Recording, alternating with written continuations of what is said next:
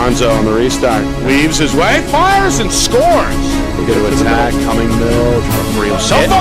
Shot, score! It's around Wheaton, off the bounce, shot and a score.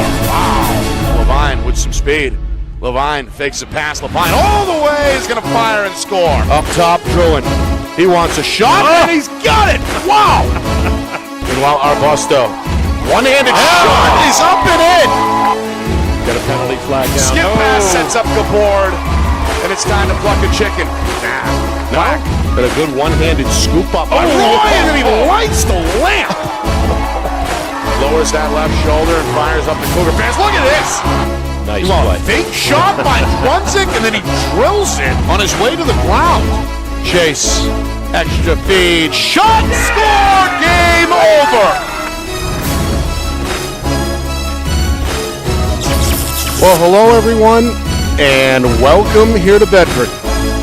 Nick and Astis, Roger Howe with you, getting set for our Friday Night Lights New Hampshire game of the week between the Exeter Bluehawks and the Bedford Bulldogs, two of the contenders in Division 1 as we head down the stretch in the regular season. This one also a little extra sweet because it's a rematch from back on Wednesday. Just 5 days ago, they battled at Bill Ball Stadium, and it looked like Exeter had it in the bag going into the final minute, leading by a goal, but Bedford, they come up with two in the final 37 seconds to snatch a road victory and keep this win streak alive. They have now won 8 in a row and look to make it 9 and complete the 2-game regular season sweep today against the Bluehawks. They do indeed, and I got to tell you, that was one of the most exciting games I've seen, certainly this year. But Bedford playing a long time, and Exeter, they were right there with the Bulldogs in this one, Nick. They really played well, and we'll talk about the keys to the game that need to happen for different result for both teams, because in all honesty, Bedford did not play their best game. Exeter really rose to the occasion, but that last penalty at the end of the game is what put the dagger in the Bluehawks, putting the Bulldogs man up, and the Bulldogs were very smart. We're going to talk about adjustments. We're going to talk about key players out there and how they match up. We'll talk some more about that in a bit, but it was a great game, no doubt. And this one, again, features two programs that have been on the short list year in and year out in Division 1, and this year, no exception. Two young head coaches on the sideline. Roger, I know you're fond of both. I am fond of both. I know them both very well. Feel like I've they've grown up with me being around, both of those kids. I know their families, the Brewster's families. And these guys, they deserve to be where they're at right now, coaching very top-level D1 teams. And it'll be interesting to see how they change their coaching tactics based on what they've seen, not only on film with some of the top teams, but against each other last week. All right, when we come back, it's game time. Bottom of the hour, Exeter at Bedford in our Friday Night Lights New Hampshire Game of the Week, presented by Beals Insurance.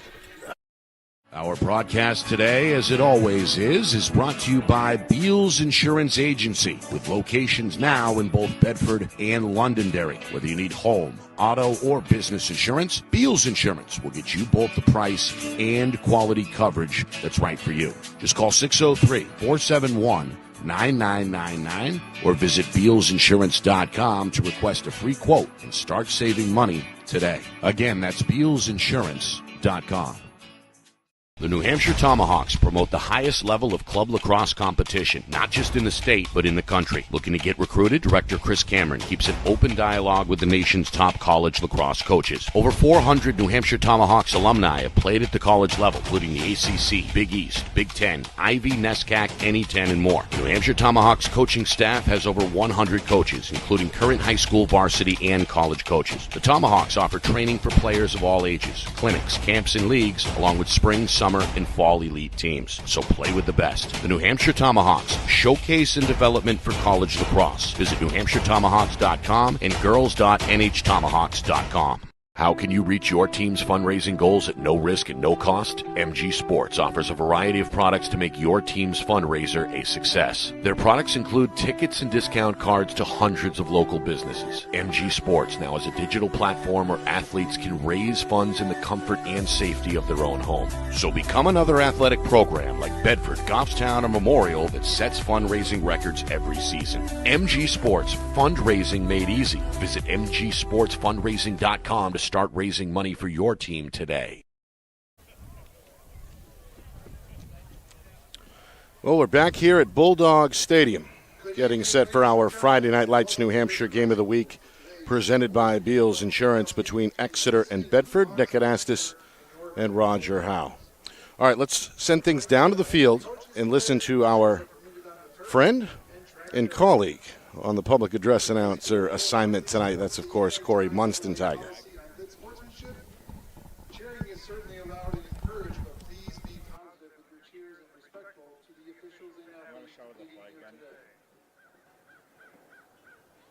Now let's meet the starting lineups. Starting for the visiting Blue Hawks. Number 2, Evan Delory. Number 6, Andrew Nicholas. Number 9, Harry Correcchio. Number 11, Marshall Lazowitz. Number 12, Ethan Burnett. Number 13, Tanner Smith. Number 20, Owen Williams. Number 22, Patrick Hathaway. Number 39, Jackson Loranger. And number 40, Julian Roggles. The Blue Hawks are coached by Mr. Matt Brewster. Now the starting lineups for your Bedford High School Bulldogs. Starting at attack, a senior, number 1, Derek Kaliza. Starting at attack, a junior, number 3, Luke Purnell. Starting on defense, a senior, number 4, Kevin Sheridan. Starting at mid, a freshman, number 5, Dylan Riccio. Starting at defense, a senior, number 8, Spencer Hendershon. Starting at attack, a freshman, number 14, Sam Barrett. Starting at long stick midi, a junior, number 18, Brian Riccio. Starting at midi, a sophomore, number 19, Brody Helton. Starting on defense, a senior, number 27, Tristan Kerr. And starting in goal, a senior, number 30, Ian Fletcher. The Bulldogs are coached by head coach Mr. Drew Bordeaux, assisted by Matt Howe and Ryan McDonough. Tonight's officials are Howard Bethke, Rick Wilhelmy, and Ari Johnston. Ladies and gentlemen, we ask you to now stand as we honor America with the playing of our national anthem.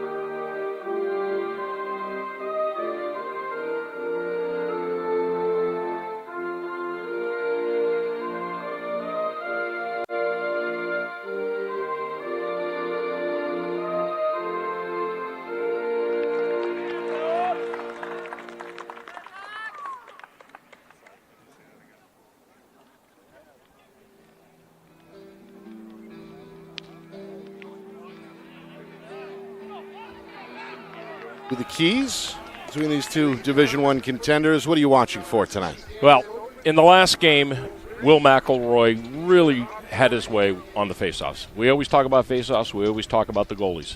Fletcher's starting tonight instead of Kahn, so that's a curveball to me. I figured Kahn would be starting this game. However, the real keys to this game is how are the Bulldogs going to cover Marshall Lazowitz and Owen Williams with their poles. They double polled them last game, meaning they had a poll on each one of those guys, okay? And they switched between Kevin Sheridan and Kerr and Riccio. And I thought the best matchup was with Kerr. He has the best footwork. He's got the best repertoire of checks, okay? So it's how are they going to neutralize those two guys. On the Exeter side of things is they took a lot of shots last game, and they did not get a lot on goal, thus the score that you saw.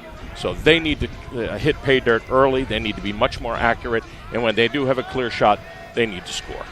That was a 12-11 final back on Wednesday of last week. So here we are 5 days later on the Bulldogs' home turf. Bedford in their home whites, shorts, jerseys, red lettering, black trim, black helmets.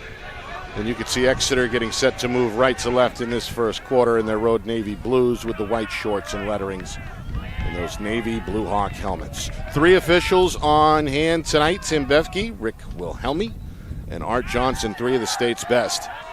There it is. Face-off is won by Bedford. That's an early win for the freshman Dylan Riccio. And that's not McElroy on the face-off. So we'll have to watch that, Nick. That was Julian Rogels. Yeah. The short stick defensive midi. I saw him jogs off the field. Yeah, I saw him in the starting lineup, and I've seen a lot of Exeter games this year. I've never seen him in the starting lineup, so there's the reason. But we'll have to get the eyeballs on the bench and see what's going on with McElroy. First Bedford possession. It's the stud sophomore. It's Matthews. He's going to spin near side, and it leads to a Bedford goal as Kaliza takes a perfect pass and does the rest. The senior, who is known to score goals in bunches for Bedford, puts the Bulldogs up 1-0, 41 seconds in. I was going to hold this comment till later on in the game, but one of the things that the Bulldogs have really done a good job of this year is being patient. If you had looked at Bennett Matthews last year, he would have taken that shot past the 20-yard line in his right hand. Instead, here he gets played well, rolls back. This is what the Bulldogs have been doing very, very well all year. They're doing rollbacks, they're finding open guys, and they're making the extra pass instead of winging it. A rematch between Rogels and Riccio. Rogels trying to box out his counterpart, looks to get the scoop and does. The senior in full sprint to the near side, gets inside the defender, comes down the middle, and gets clobbered on the release. That's going to bring a flag. It's touched up by the Bedford defense, and you can hear some of these home fans voicing their disapproval at the first call of the game. Yeah, I'm not going to get on the refs this early in the game. He hit him. He hit him. So let's take a look here again. He got a hold there, too. Yeah, that's kind of a late hit. Cross-check.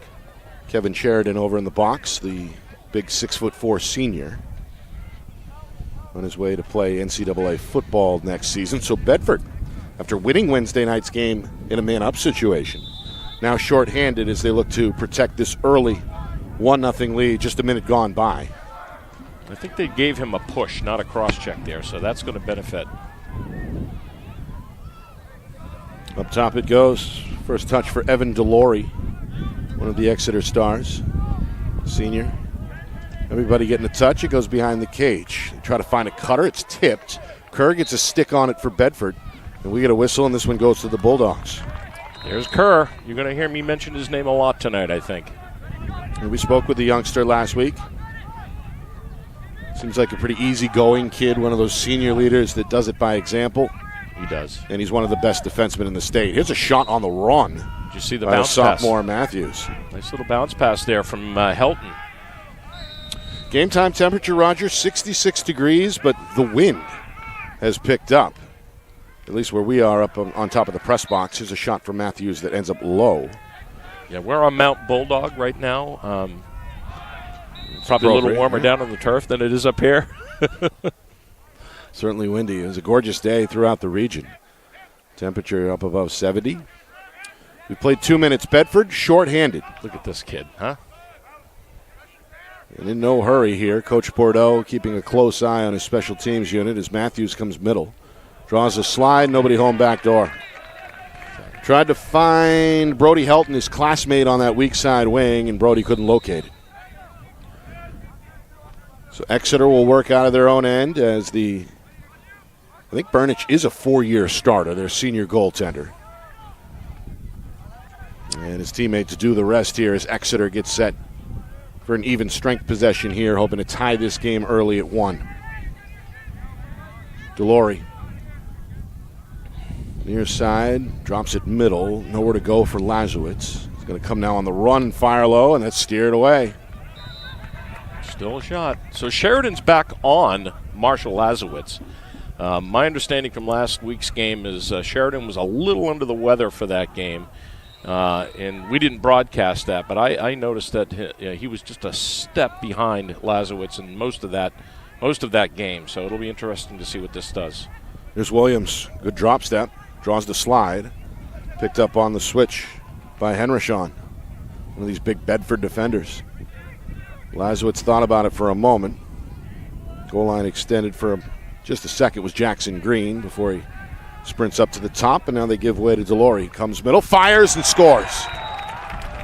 A shot from straight away. Several Bulldog defenders in the area. Didn't matter, enough room to get that off, and you see the speed of the shot as he beats Fletcher low to tie the game at 1. Yeah, and the Bulldogs were playing exceptional defense on this.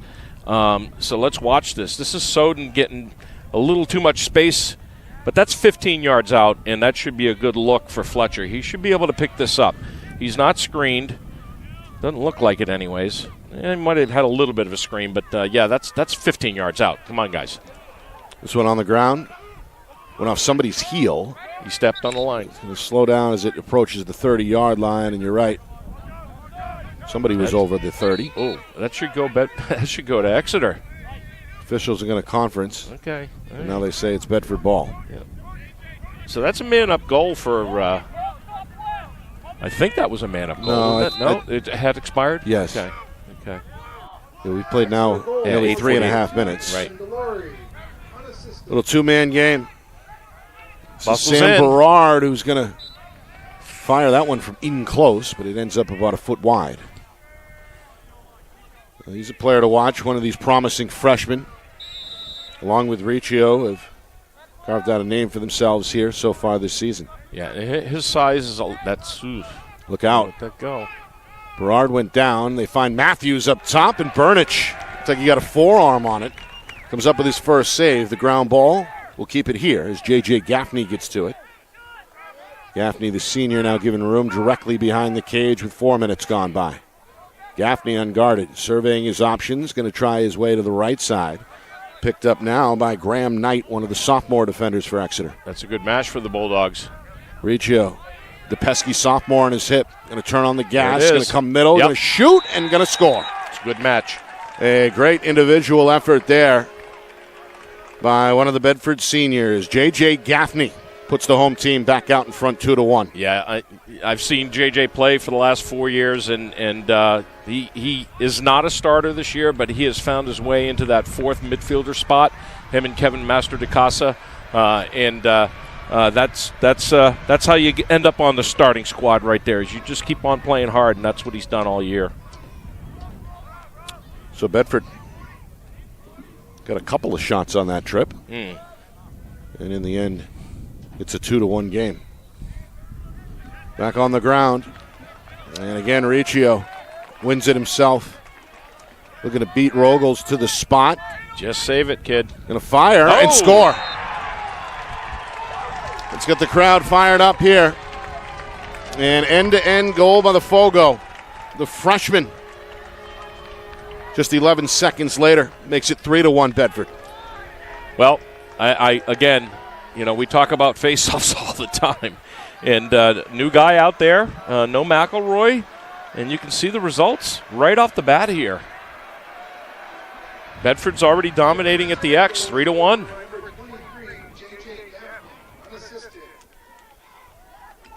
So Gaffney does it himself and is going to get a well-deserved break here. Parker O'Toole takes over and wins one for the home team again. Now, I will tell you, Parker O'Toole came in as a switch at the end of that game. Not the end, but in the second half. And he did win 2 from McElroy. O'Toole into the teeth of the defense, lost it. The long pole is there, and then a haphazard pass from Kerr puts the ball in play again. It continues to roll until Kerr shouldn't be down there. Get him out of there. Going to end up with it. Now Kerr, the whistle sounds, he's bailed out by his head coach, second-year head man Drew Bordeaux from the home sidelines. Calls the timeout. We've played 5 minutes here in the first quarter. Bedford leading Exeter 3-1. Our broadcast is brought to you by Beals Insurance, locations in both Bedford and Londonderry. Whether you need home, auto, or business insurance, Beals Insurance gets you the price and quality coverage that's right for you. Visit BealsInsurance.com. Also by MG Sports Fundraising. That's fundraising made easy. MG Sports Fundraising is the official fundraising partner of Friday Night Lights New Hampshire. Visit MGSportsFundraising.com. Start raising money for your team today. And finally, by the New Hampshire Tomahawks, showcase and development for college lacrosse. Visit NHTomahawks.com and also girls.NHTomahawks.com. Nick Anastas, Roger Howe with you. It's our Friday Night Lights New Hampshire Game of the Week, presented by Beals Insurance. Just went over the 5,000 subscription mark on our channel. Weren't we just talking about 3? Now the drive is on to 6, so if you have not already, hit the subscribe button on our YouTube channel. Of course, that's FNLNH Media. This was that fast start that Bedford was hoping to get off to, and as you mentioned, it all starts at the face-off X. Huge. Totally unexpected for them to come out and dominate at X like they're doing already. Not a whole lot of mistakes on either side, though, I'll tell you that. There's still a lot of game ahead, so we will see. Saw the early penalty against Bedford didn't harm the Bulldogs. No. That's been the only flag so far. 5 minutes gone by, folks, continuing to file in here. About 2 weeks or so left in the regular season. And again, both these Division I contenders expected to not only make the tournament, but make a push in the upcoming Division I tournament. Helton. Shot, score, right out of the timeout. It's Brody Helton. That one from deep. 16 yards out. And he goes just over the ankle of the outstretched left leg of Burnich to make it a 4-1 Bedford game. Now this one here was a bullet, and there was quite a bit of traffic in front of Burnich. And this comes back, not a lot of pressure from the short stick midfielders on the attackman. This is what leaves him wide open. But still, yeah, I think Ethan probably should have gotten a good look at this. Maybe just the release was the issue. So Bedford has scored 3 straight. Take a 4-1 lead. Okay, Exeter towards the midway point first quarter. Sorry, Nick. Tanner Smith comes out on the faceoff to try and neutralize things, but there was a violation there on Riccio, so Exeter gets the ball. So a much-needed possession here as Exeter looks for an answer. Here's Owen Williams trying to force him left. Going to go up top. Step down. That shot a little wide from Delory. The foot race is won in the back of the cage by Exeter's Patrick Hathaway. If that's what they're going to give the Blue Hawks all night, then Bedford should have nothing to worry about. You're going to let them shoot 15 yards out. That's what you want. See if Exeter can get something a little closer to the cage here. Lazowitz. It's got Kerr on him. The long pole making it difficult. That's the match I like, Nick. Skip pass for Williams. Comes downhill. Picked up on the switch. Great slide. Delory couldn't locate it. Got a foot race, and there's the pole. Trying to spark the break for Bedford. Luke Purnell trying to catch up with it. Does retrieve on the far wing, and Bedford now in business. Beautiful. Midway through first quarter, Bulldogs scored 3 straight. Looking for a 5th goal in this opening frame. Gaffney, who has one of the 4 Bedford scores, is going to slow it down. Now the freshman Berard is going to send it across, and now Helton on the jog. Sophomore on sophomore. Knight the defender. Nice. Matthews, twist and turn. Lost the ball. Good check by Tanner. Yeah, poked loose. That's Tanner Smith, one of the captains. Going to play at St. Anselm next season. Shot on the run is a bouncer. Up and over the goaltender's shoulder. Counted for Andrew Nicholas, the senior. Right down Broadway. Exeter comes up with a well-deserved and well-needed response goal there to make it 4-2. Yeah, and good for them. This was a good effort by the pole, and he got no resistance. This setback for the defense, not a good. Let him in way too deep. Kerr did. He was the point guy on this, and that by that time it was just no rotation even needed because he had a great shot and great distance. Great placement on that bouncer. Yeah, to say the least. That was excellent placement. So 4-2 as we come up on the 5-minute mark, first quarter. Riccio back in for Bedford and gets to it. Deep in Exeter's end, now finds a path along the sideline. He's met at midfield but survives the check. Scoops up the ball, trying to maintain his balance. He does so. Great job navigating the sideline on that one-man clear that draws a round of applause from the Bedford fans. So Riccio has impacted things in a variety of ways so far in this first period. Yeah, don't give up, and even kudos to Tanner Smith on that. He dogged it down, and if you're going to lose the clamp on a face-off, and you got a pull out there, you got to stay with it. Helton draws the slide, but the pass is behind his teammate. It's Kevin Mastro de Casa. The junior gets there, a little spin move. And now hooks up with Matthews. Nick, you can see that Exeter's got the same strategy that the Bulldogs have with their two guns, Helton and Matthews. They're double polling them as well. And they're bringing up Caracciolo and Tanner Smith. There comes Smith looking to challenge Helton. And then Helton's pass is low and out of bounds eventually, intended for Purnell. Yeah, that's how you play it strategy-wise on defense. Disrupt their passing ability and keep the ball on your side of the field. Get it over. It's out of 4 minutes. Exeter looking for a second straight goal. First things first, looking for the clear on a split dodge up the middle. Not going to happen. Poked away and eventually corralled by Sheridan. Looks out in front. Khalees is wide open and Burnage stuffs him. Robbed. Head-to-head there. And the senior goaltender gets the better of it with an outstanding save on the doorstep. A little too lackadaisical here. No, he just didn't fake him enough. Meanwhile, we have a hit at midfield, and that's going to draw 2 flags.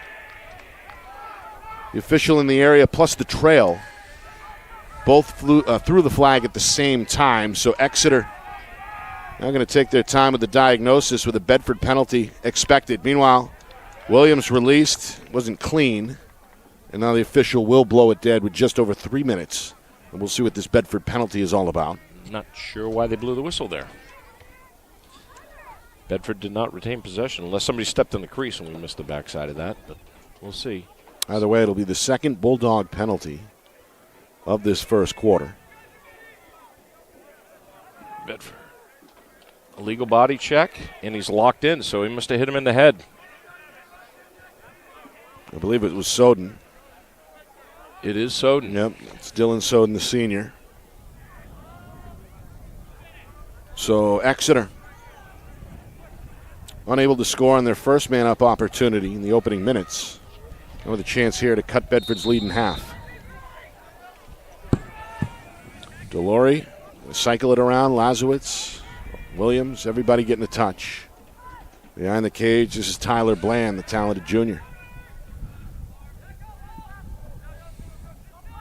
Bedford packing it in. You can hear some of the Bulldogs on the bench trying to give the defense a lift. Exeter taking their time. Good check. Lazowitz didn't get it cleanly and now lost it. Helton the other way for Bedford. Helton going to keep it, going to lower that left shoulder. Here comes the running back to the cage. Delory trying to give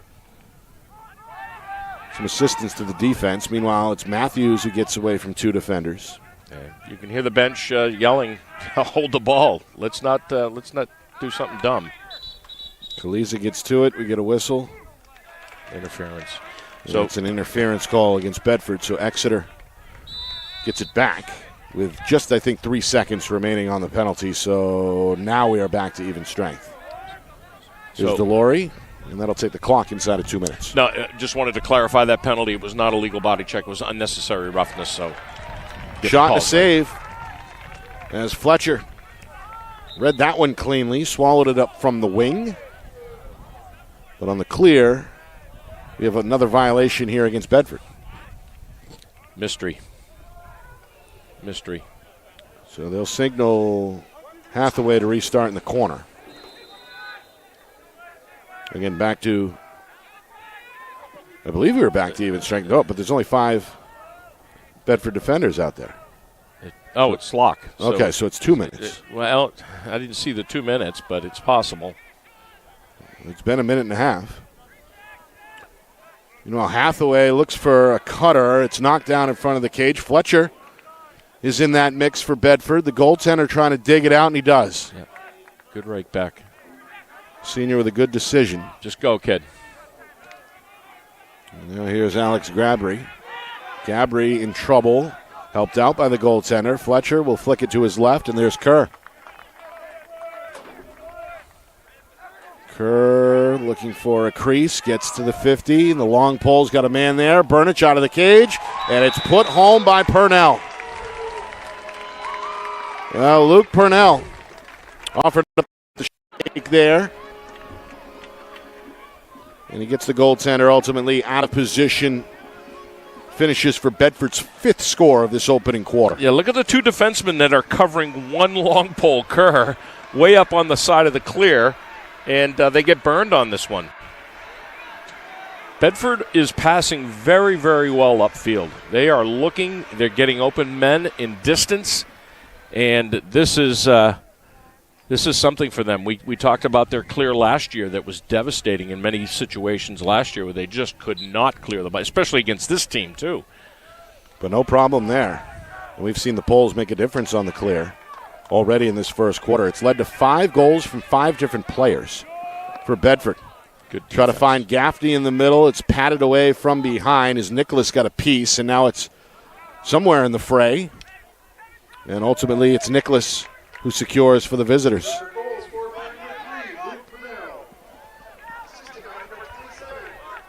Good clear. All right, so it appears like Coach Matt Brewster wants the last shot here for Exeter. We're inside of 20 seconds. Sure. And a little shout out to Harry Caracciolo on that last defensive stance.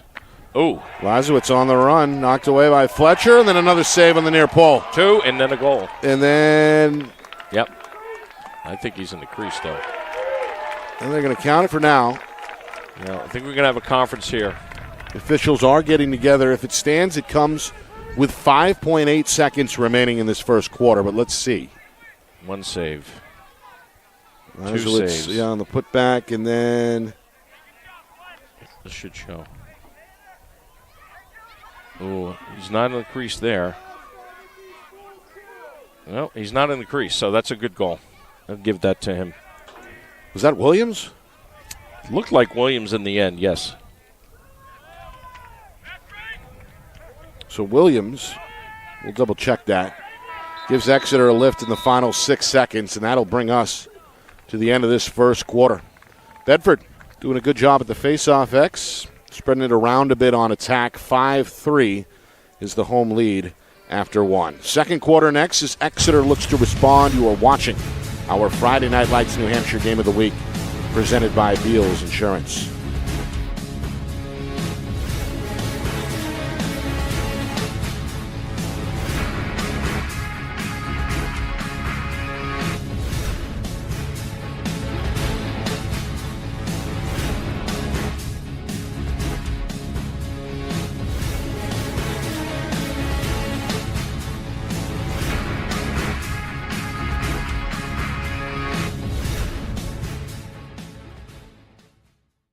Our broadcast today, as it always is brought to you by Beals Insurance Agency, with locations now in both Bedford and Londonderry. Whether you need home, auto, or business insurance, Beals Insurance will get you both the price and quality coverage that's right for you. Just call 603-471 888-866-9999 or visit BealsInsurance.com to request a free quote and start saving money today. Again, that's BealsInsurance.com.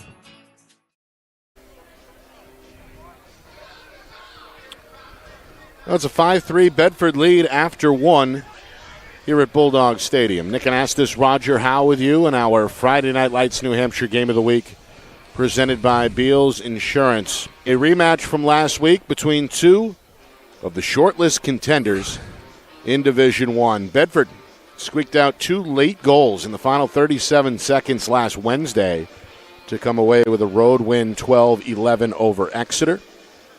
They built up a 5-2 lead here tonight.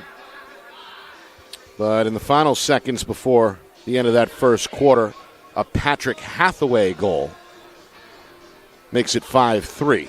And that is official. It was not Williams, but Hathaway who scored there for Exeter.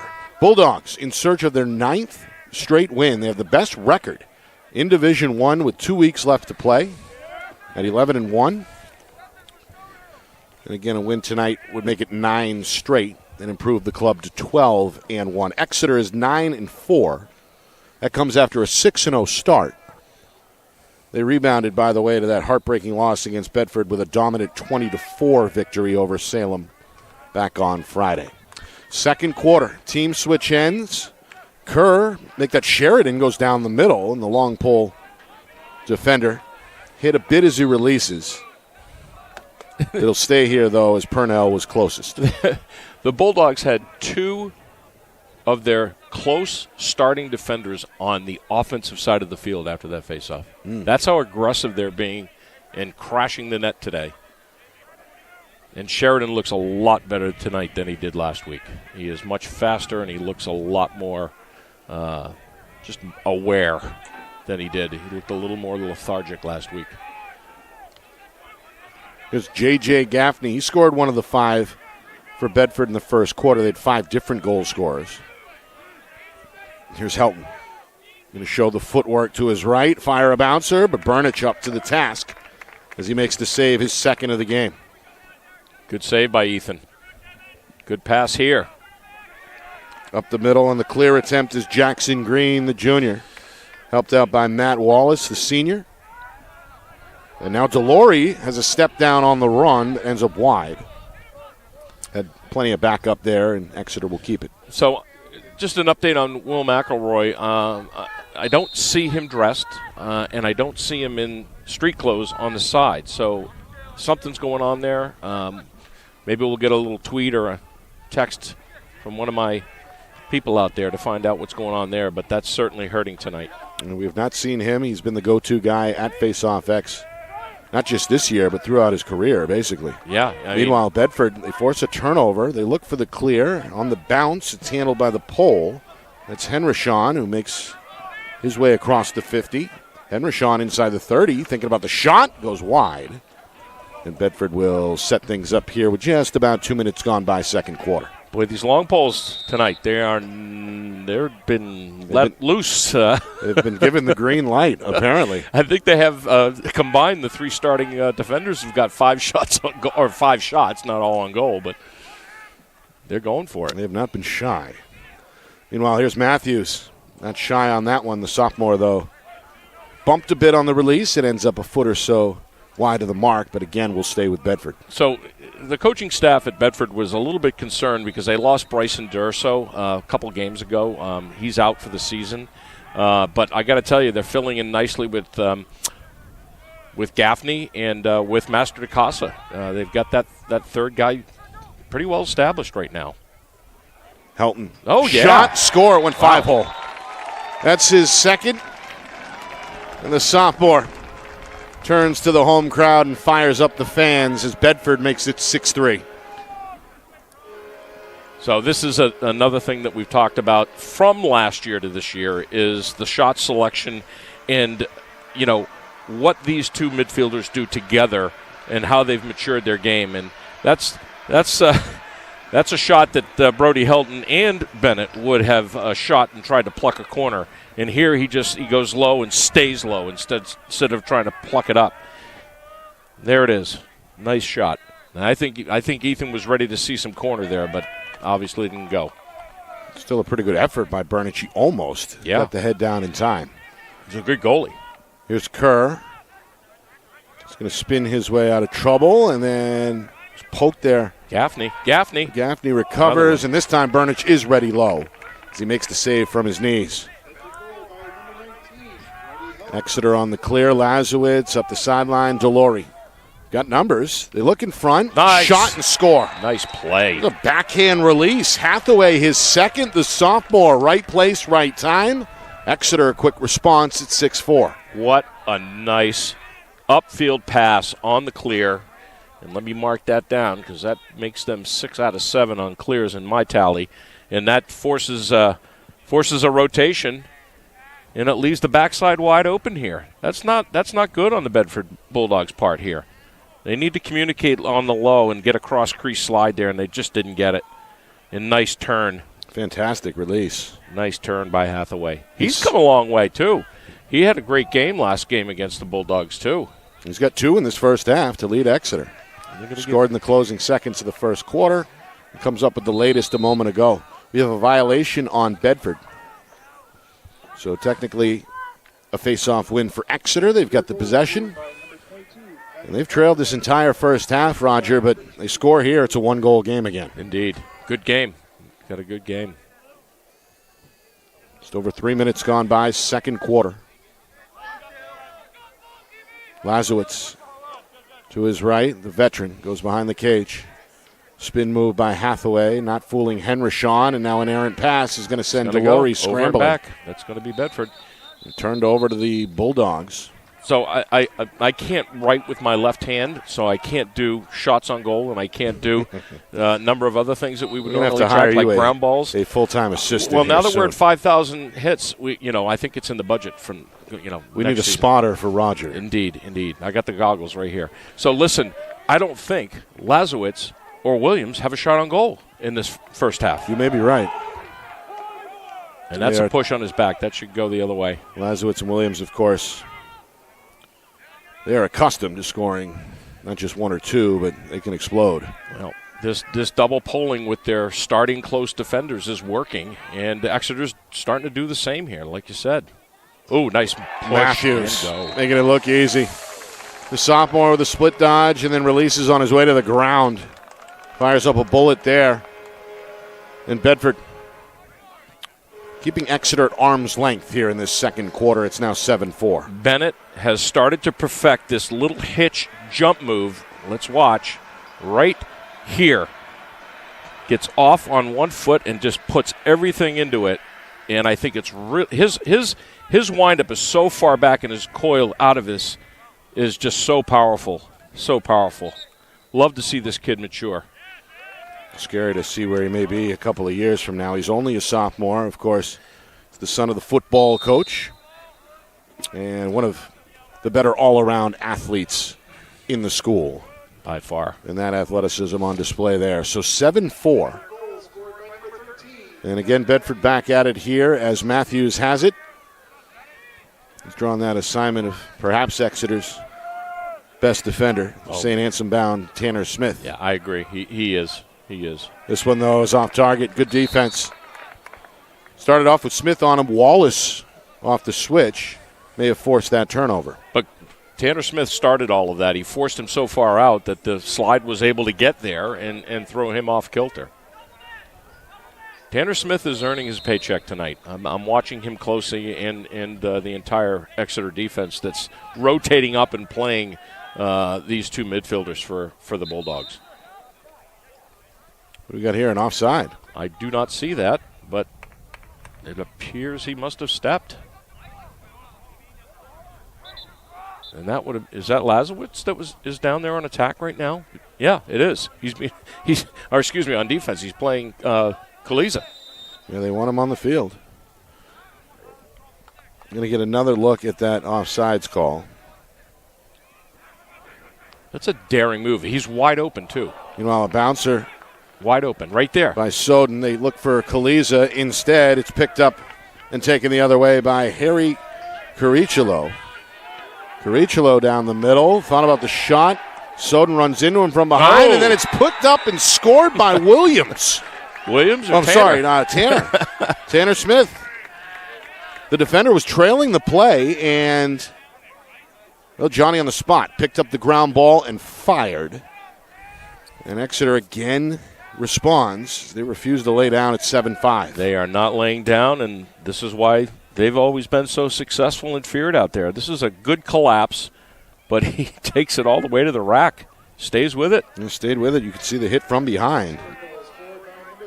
Pretty good one from Soden, but it looked like he got a trail check on him, and he twisted him right around, didn't he? Yeah, but he kept his balance. Yeah. One of the bigger, stronger players on the field from either team. And it pays off there for Exeter. So 7-5 as we near the midway point second quarter. Been a back and forth second quarter. Riccio he's earning his paycheck tonight, too. Yeah, he's had the advantage. And the freshman is continuing to get better. He's only a freshman and learning on the job, so to speak, in year number 1. Indeed. Yeah, that's very encouraging for Bedford in the future.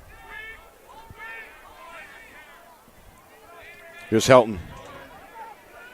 Coming downhill, Green the defender. Shot, score. Helton makes it look easy. He's got the first half hat trick. That one from deep again. 8-5 Bulldogs. This was not supposed to be a shot to be taken by Helton. This is a play that Bedford runs. It's a look back to Bennett. Watch, he gets covered by Tanner. All right, Tanner doesn't give up on it, and Helton takes the shot anyways, and that's what happened. But that's a look back over to Matthews. See if we can see it. Well, it's past that. But they want to ISO Matthews on that play, and Tanner Smith was at an arm's length away, so that's why Helton took that.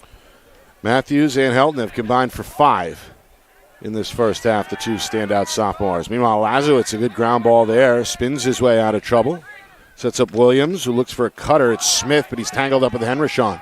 Ball on the ground, a flag flies, and now a whistle blows. Hold. And it looks like the third penalty of this first half is on the way against the home team. I don't like this call. It looked worse than it was. Wilhelmi called this on the other side of the field, but I don't really think he saw what Smith was dealing with on the check side of it. I think it's right there. That's a good check. That's a good lift, and they're calling a hold on him. I don't like that. Bedford goal scored by number 19, Brody Helton. So the third man-up opportunity of this first half on the way here for Exeter, 0 for 2 so far.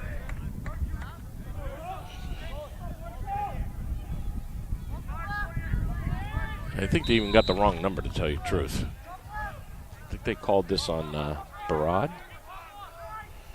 Yeah, that's Barad in the box. Barad's on the other side of the field, so I don't know what. He's an attackman. I believe it was Henrichon, but yeah, I agree.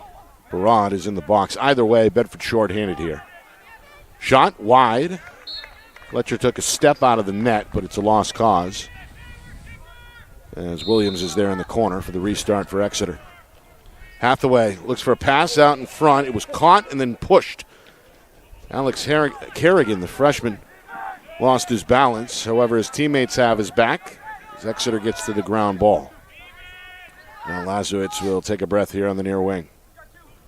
Coming up in 5 minutes to go in this second quarter. Lazowitz against Sheridan. Well, you can't even get a good switch on the Bulldogs right now. Their two best poles are out front. So when Williams picks for Marshall, there's another pole waiting. Another pole waiting. Hathaway, tough angle shot there. Foot race to the near sideline is won by Williams. He'll stay with the Blue Hawks. In a physical first half, Bedford 3 penalties. Exeter looking for a man-up goal here to make it a 2-goal game again. Bulldogs have led throughout this first half.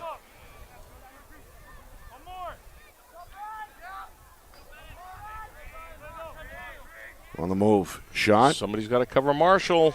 From Green, it goes high. And again, we'll stay here. So this is BG face guarded Marshall in their game, and that was a blowout by BG. This isn't quite the same thing because they're getting different guys all around, but Both teams are doing a pretty darn good job. Here is Marshall Lazowitz. Going to skip to his left. Bedford switches. Williams took a look at the cage, but nothing there. Now back up top for Lazowitz. To his right. Step down, shot, and score. Well, a good effort in cage there by Fletcher. Tried to kick it with his right foot, but a better shot from the Exeter senior makes it 8-6. Watch what Marshall does here. You can't give him even this little bit of space that he finds against Kevin Sheridan. Okay, Kevin gives him a little too much to the inside. Doesn't think he's going to go to his right. Look at the distance. He didn't even get a check on him. Not even a stick check did he get on him. So Marshall's switching it up a little bit. We don't often see him go to his right hand because he is a natural lefty. But good for Marshall. That's smart lacrosse. Love it. I called him a senior, Roger. I apologize. He's still only a junior. He's been around forever. Yeah. Seemingly been a starter since day one. Meanwhile, big hit. It draws a few oohs and ahs from this crowd. Exeter, the beneficiaries, get to the ground ball. Burnich comes out of the cage looking to direct the clear. Fires a hot pass down the middle. 2 bounces later, it ends up with Bedford.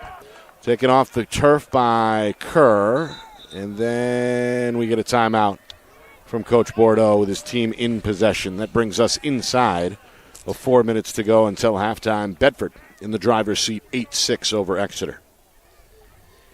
Yeah, I mean... I see you tallying up some kind of number over there. Just trying to get the timeout straight here. Bedford's out of timeouts. That is their second. Yep. That's their second. Exeter's still got 2. Yeah, Parker O'Toole on the face-off that time, and they win it, and there's a little bit of a disruption. But boy, I'm just amazed at how these two teams are playing their 2 best close defenders up on the 2 best, probably four out of the best. God, how many midfield? I mean, they're all state candidates. They're all on the watch list. Those 4, Helton, Matthews, Williams, and Lazowitz, they're all on the all-state watch list. They could all be first-teamers, all 4 of those. A lot of talent on the field for 2 of the more prestigious programs, really, at this point in Division I. Both expected, again, to make a deep playoff push. Bedford, under second-year head man Drew Bordeaux, took a major step in the right direction, I suppose, between the ending of last year and the beginning of this season. The culture developed, in the words of the coach, and now they've really become a force to be reckoned with. If they can pull this off, it's 9 in a row. And meanwhile, there is that man to thank on the Exeter side. Longtime athletic director, football coach, had a hand, of course, in the early days of the lacrosse program as well. That's Bill Ball. And it's a big game when he's on the road here to see his team in action. So 8-6 Bedford as we move inside of 4 minutes. Bulldogs have not trailed in this first half. Well, Bill Ball is still head of the officials, and I think he's here critiquing his guys. Yeah, a little bit of both, maybe. Tongue-in-cheek there. Yeah. These are good refs right here. Yeah, as we said off air, we saw 3 officials assigned to this one. That means it's a big game in the regular season. Indeed. Bedford out of the timeout. Roger, they scored out of their last timeout. It's like on a design play. This time, though, Helton looking to make something happen himself. Up top, draws a slide. Backdoor, pass off target. Yeah, Purnell trying to keep it in bounds. They're going to give it to him? Wow, they're going to give it to him. I thought that was a pass. Spin move. Purnell lost it on the release. It's loose. It's scooped up. Oh. And then thrown away. Master DaCosta gave a good effort. Now Williams has it. See, I don't like. We get a whistle. Yeah, this should be a play on when it's a clear advantage for Exeter, the non-offending team, to be able to pick that ball up. I don't think they need to blow the whistle there. I mean, they work just as hard to get the ball on the in their stick as the defense is to keep it from going over and back. I would rather see that remain a play a live situation. Yeah, play on. So after the restart, Exeter on the move, looking to make this a 1-goal game again. Inside of 3 minutes until halftime. Coming up at halftime, stats, highlights, analysis, out-of-town scoreboard, and more. Good coming up at the break. This one poked across the 30. Delory with his head on a swivel gets to it. The senior, who's a running back for the football team in the fall. Showing off the speed here on the near side, but he's flanked pretty well by Helton. Now it's back out for Green. Green wants to try his luck downhill to his left. Shot and score. Nice move. A scorcher. Over the shoulder of the goaltender, he goes top shelf to make it 8-7. That's now back-to-back Blue Hawk goals. Yeah, and Riccio's got to play him a little tighter, okay? He should have some pretty good legs at this point because he's not playing the other two. But Green definitely fought for this goal, and he deserved this. Excuse me, this is Bennett Matthews playing him. I thought he was played by Riccio, number 18, but yeah, that's not good defense. No slide either. Well, Green, pretty quick release there. Got the quick first step.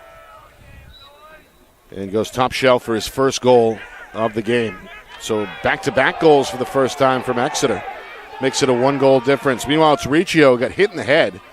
Crowd wanted a penalty. Pass goes across for Gaffney. Burnich with a save. Great job. And then it's the Exeter defense that gets to the ground ball. Burnich from the cage. Goes up the middle with a pass. Lazowitz lost it. Taken away by Barad. The freshman reached in and stole it. Oh. Purnell's pass is tipped. That sends Soden scrambling for Bedford. And he watches as the ball goes out. And the Bulldogs get rewarded. A minute 37 to go until the break. 8-7 Bedford. That's Loranger, number 39 there for Exeter that I learned right before the game got moved up from JV. So good for him. He got a good tip there. Get to that ground ball as well, Loranger. And now he's bodied up here with Gaffney. This should be a slow burn offense right here for the Bulldogs. Matthews switches hands, comes middle, shoots on the run, and scores. But what does the announcer know? He sneaks it just inside that far post. And that gives him a hat trick in this first half as well. He and Helton have scored 3 each. And Bedford, offensive explosion here in real time, 9-7. Yep, but, I think they got the Surface tablet over there. They're watching this game live and they're seeing the replays because I think this is pound for pound just what Marshall Lazowitz just did. Matthews is a right-handed midfielder, and he goes to his left and power shots this one in. Burnich probably didn't expect that was going to happen, much less than Fletcher did. It's a Bulldog squad, Roger, that put up 19 in an out-of-state win over North Andover on the road last week. Yeah, not even close. North Andover wasn't even in that game, and they prepped for that game too. They thought that there was going to be a little more fight in North Andover, but they played well. So Riccio gets the ball back for his team, and now Bedford looking for another from Matthews, but that shot won't get through. Hit Loranger. Yeah. Sophomore in the right place, sacrifices his body. Now a long crossfield pass. Sends Green to it. Scoops it up one-handed. Green now gets inside the defender. Comes middle. Shoots and scores. Another beautiful move there from Jackson Green. Able to navigate his way the length of the field. Scores from up close, and Exeter is right back within one. Yeah, just lazy getting back. Lazy getting back by the Bulldogs here. He's being trailed by Kevin. Master de Casa, and Green just finds it. He almost shot from the same spot, maybe in a little bit closer than he did in the prior goal he just had. But they hustled to that, and they deserve to get the ball. It looks like we've got a timeout on Exeter. So Green gets his second goal. Coach Brewster calls a timeout. And that stops the clock with just inside of 33 seconds remaining in this first half. Again, stats, highlights, analysis on the way. Bedford is led by as many as 3 or 4 different times throughout this first half, but every time it seems like the Bulldogs are establishing a little bit of dominance, Exeter comes back with that answer. Yeah, and the way this game is going, they're going to have to get the third and fourth stringers in there because everybody's going to be so damn tired. I mean, there's a lot of running going on out there, and these teams are stretching it out. I don't see a lot of mistakes being made. We don't see a lot of balls going out of bounds. We may have had a couple of unforced turnovers here, but both teams look really sharp tonight. And this is two teams that have very, very high IQ, and we don't often talk about that. But you see as many games out there as I do, and I wish I could had more time to watch some D3 games and see what they're doing down there, but I do get an opportunity to see quite a few D2 games. And even in that division, the top 4 or 5 teams, you can see a noticeable difference in the IQ of how they're coached, their youth programs. Shout out to Sauhegan Youth Program out there. As I'm thinking of it, they have regrouped, and they've got new leadership down there, and I see them all over social media now. So a lot of these towns that have traditionally been really strong with youth programs, they're starting to get back into it, and it's showing. Yeah, just the latest chapter in the evolution of New Hampshire high school lacrosse, right? It gets better. You see more and more programs elevating their play year in and year out. Absolutely. It's about all ships rising in the tide, not just half a dozen. Henrishon Push it. up the field for Matthews, closed out, going to shoot anyway, and then saved by Burnich. Made that one about chest high, long outlet pass, going to free up Delory. Meanwhile, the clock a factor, we're down to 3 seconds. Shot won't get through. Lazowitz wants another, and it's a save for Fletcher. And that will bring us to halftime. And that would have counted. Yep. That would have counted. 9-8 at the break. A 1-goal difference as Bedford and Exeter exchange blows through the first 24 minutes here at Bulldog Stadium. Coming up, stats, highlights, analysis, out-of-town scoreboard, and keys to the second half as well. Coming up, so don't go anywhere. 9-8 at the break. Bedford on top of Exeter. You are watching our Friday Night Lights New Hampshire Game of the Week, presented by Beals Insurance.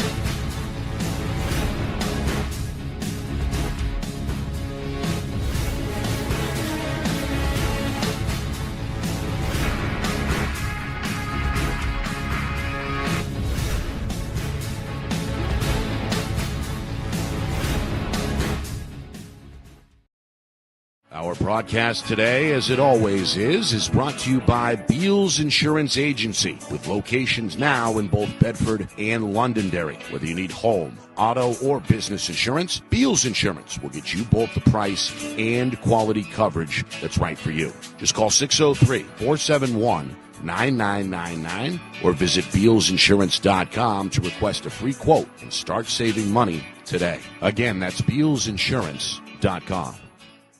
The New Hampshire Tomahawks promote the highest level of club lacrosse competition, not just in the state, but in the country. Looking to get recruited? Director Chris Cameron keeps an open dialogue with the nation's top college lacrosse coaches. Over 400 New Hampshire Tomahawks alumni have played at the college level, including the ACC, Big East, Big Ten, Ivy, NESCAC, NE10, and more. New Hampshire Tomahawks coaching staff has over 100 coaches, including current high school, varsity, and college coaches. The Tomahawks offer training for players of all ages, clinics, camps, and leagues, along with spring, summer, and fall elite teams. So play with the best. The New Hampshire Tomahawks, showcase and development for college lacrosse. Visit NewHampshireTomahawks.com and girls.nhtomahawks.com. How can you reach your team's fundraising goals at no risk and no cost? MG Sports offers a variety of products to make your team's fundraiser a success. Their products include tickets and discount cards to hundreds of local businesses. MG Sports now has a digital platform where athletes can raise funds in the comfort and safety of their own home. So become another athletic program like Bedford, Goffstown, or Memorial that sets fundraising records every season. MG Sports, fundraising made easy. Visit mgsportsfundraising.com to start raising money for your team today.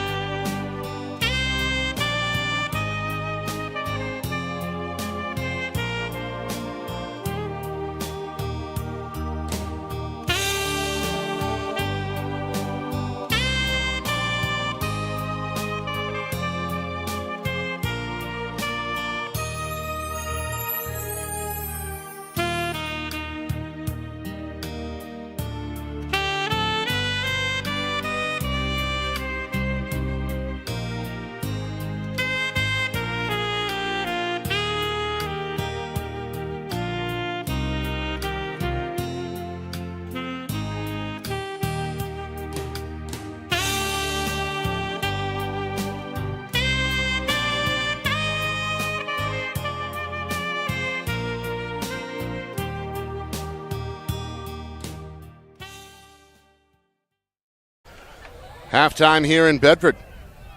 Bulldogs with a 9-8 lead over Exeter in our Friday Night Lights New Hampshire Game of the Week, presented by Beals Insurance. Got off the ground about 6:35 after public address announcer Ken Harrington.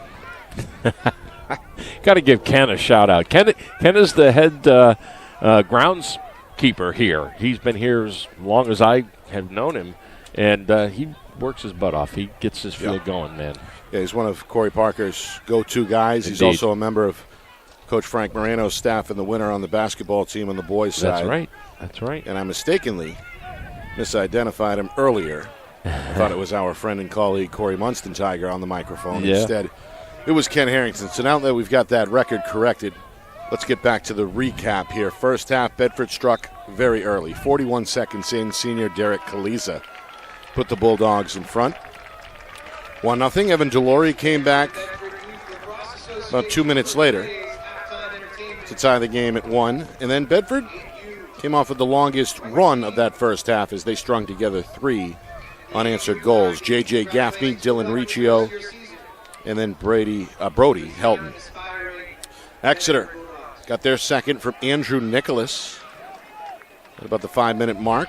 Luke Purnell, inside of a minute, scored for Bedford to make it 5-2. Exeter had the last laugh, however, scoring with less than 6 seconds remaining on a Patrick Hathaway diving goal out in front of the cage. So it was 5-3 Bedford after 1. Helton got his second 2.5 minutes into the second quarter. The sophomore had Bedford out in front at that point, 6-3. Hathaway's second came 30 seconds later for Exeter to make it 6-4. Matthews got his second, 7-4 Bedford at that point. And then at the midway point, Exeter senior defender Tanner Smith came up with a goal to make it 7-5. Back and forth we go. Helton, his third, came just 17 seconds later, 8-5 Bulldogs. Then Exeter puts together back-to-back goals. Marshall Lazowitz, a right-handed shot for a left-handed player, made it 8-6. And then Jackson Green got hot late in that second quarter, scored to make it 8-7. Matthews comes down the other end with just over a minute remaining for Bedford to register the hat trick. 9-7 Bulldogs, but then before you could blink, Green comes back for Exeter with his second with just over 30 seconds remaining. And that brought us to halftime. That is where we are now on the eve of the third quarter. It is 9-8 Bulldogs here in Bedford as Bedford looks to close in on their 9th straight win. Well, we're going to face off here, but quickly. Good teams make adjustments at halftime. It's going to be interesting to see what adjustments can be made. The last thing we're going to say about the first half, where the heck were the attack for both of these teams? It's been a midfield game. They got to get the attack involved, especially Kaliza on the Bedford side. One goal, no other touches that I can even think of. Riccio wins the face-off for Bedford, but a good poke check leads to a ground ball. Smith comes the other way, finds Lazowitz, who looks behind him, trying to find some safety on that far wing. Gets rid of it for Green. Exeter will have the first opportunity here of the second half to perhaps tie the game. Yeah, both teams have got to start involving a little more of their attack here if they're going to start freeing up the scores. Delory. Bedford switches. The pass for Green is off target. Ball on the ground. Oh. Williams absorbed a shot there from Matthews, and that draws the ire of the official. We got a flag on the play. The action continues with Lazowitz shadowed by Kerr. Speaking of shadows, the sun is just about set. Now past the bottom of the 7 o'clock hour. The lights are on here at Bulldog Stadium and becoming more and more necessary with a minute gone by in this third quarter. Yeah, Exeter has no penalties in this game, and this is going to be Bedford's fourth. It's going to be against Matthews, and he got him up under the grill. The only question now is, can they make a double dip out of this for the Blue Hawks? Green, eye on the cage. That one well wide. And finally, we get the whistle. It's going to be a cross-check, I think, Nick, to the head. It's only a question of whether it's a lock or not. Exeter 0 for 3 in that first half on man-up situations. As a coach, if you're 0 for on the special teams, is there anything you can do in terms of trying to implicate new plays at this point in the game, or No. just keep running what you've been running and hope for the best? I think the strategy from the adjustments you make is let's run something a little different that's going to expose our attack down low. They're going to run their EMO no matter what here. Yeah, I mean, you got Hathaway with 2 goals, and you've got Delory with 1. Get them more involved.